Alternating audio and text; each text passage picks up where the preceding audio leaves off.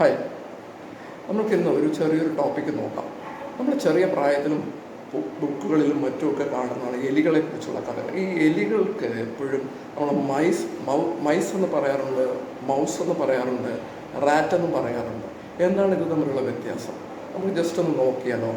Okay, let's dive in. നമുക്ക് I saw a mice under the table. ഞാൻ ടേബിളിൻ്റെ അടിയിൽ എലിയെ കണ്ടു. ഇത് ശരിയാണോ? I saw a mice under the table. അങ്ങനെയാണെങ്കിൽ I saw a mouse under the table, അതെന്താണ്? അത് ശരിയാണോ? അപ്പോൾ ഇതിൽ ഏതാണ് ശരി?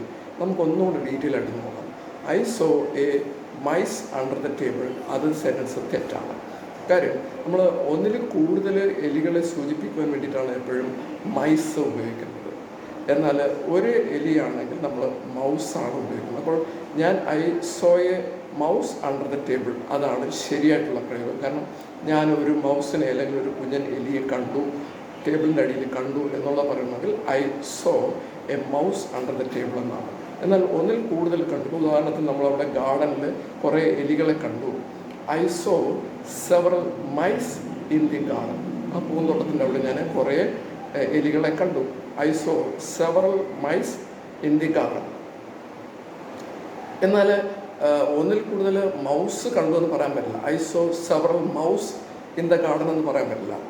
ഐ സോ മെനി മൗസ് അല്ലെങ്കിൽ ഐ സോ ടു മൗസ് അങ്ങനെ പറയാൻ പറ്റില്ല.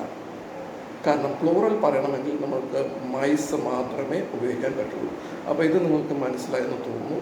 എന്നാൽ എന്താണ് റാറ്റ്സ് എന്ന് കൂടി നോക്കാം. റാറ്റ്സ് എന്ന് വെച്ചാൽ ഈ എലികളുടെ കുറച്ചുകൂടി വലുതാണ്. അതായത് നമ്മൾ പറയാറില്ലേ പെരിച്ചാഴി എന്ന്. അത് ഈ മൗസും റാറ്റ്സും തമ്മിൽ സ്പീഷ്യസ് വ്യത്യാസമുണ്ട്.